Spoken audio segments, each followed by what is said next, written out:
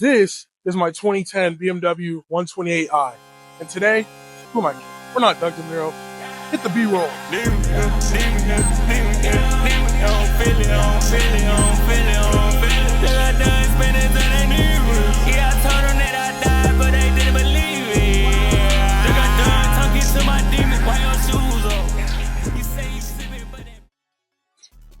I'm not gonna lie, it's 2025. Everyone wants a Beamer. Stop the cap. Everyone wants a Beamer. B58, the F58. Everybody wants an M car. If you're like me and you can't afford an M car just yet, I'm broke, nigga. I'm broke. look at something like this. This car has been so far pretty amazing. Sure, it doesn't make a ton of power. Sure, it's not the fastest thing on the road, but it's reliable and it's fun. Now, here's one thing you do have to realize. Just owning a BMW in general, whether it's a fast one or a slow one, you're going to be paying BMW maintenance prices regardless. Now, unless you want to take care of it yourself, obviously that's up to you, but just get ready for that if you're switching from something like a Honda or a Toyota. It's going to be completely different.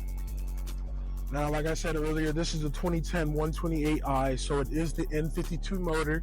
Makes about 230 horsepower, naturally aspirated. Now, you could go for the 135i with the N54 or the N55 if you get later years, the LCI versions. But those come with a few more issues than you're probably going to want to deal with just getting started off with a BMW. Now, although this car doesn't make much power, you have to remember it is very lightweight. Now, if you're just like me and drive pretty stupid sometimes, I'd say this is like the perfect car.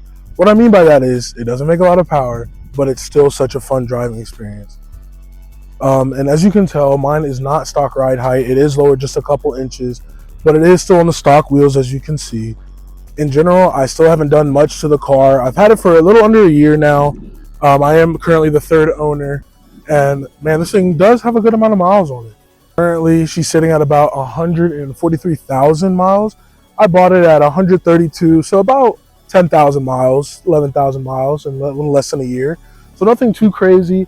And honestly, I've had a couple of issues, but it hasn't been anything major. Most of the issues have come from the previous owner not doing the maintenance on the car. And I'd say that's probably one of the biggest things to check out. Check and see if the previous owner has maintenance records or anything of that nature. Now, me on the other hand, I set aside the money just to make sure, just in case I bought the car without knowing any maintenance records or anything like that. And we had a few things, but it's pretty common with these motors. The biggest thing was definitely the valve cover gasket and the valve cover itself. The valve cover was actually cracked and it was leaking oil. And that's a pretty common issue with the N52 motors. And honestly, probably one of the biggest you'll run into. Another thing was oil was leaking from the oil housing gasket. And we had to get that fixed as well. Other than that, this thing has been dead reliable. I haven't had any other issues, and it's been running strong ever since. Another thing about this chassis, the E82 chassis, the BMW 1 Series, you don't see many of them on the road. A lot of people want a 3 Series or a 5 Series. You really don't see these cars on the road. Yet, you still get that inline 6 from BMW, and it's perfect. And as you can see, this is that N52 inline 6.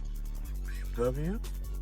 And like I said before, this engine makes about 230 horsepower and 230 pound-feet of torque, which might not seem like much, but when you have a small car this size, it's plenty.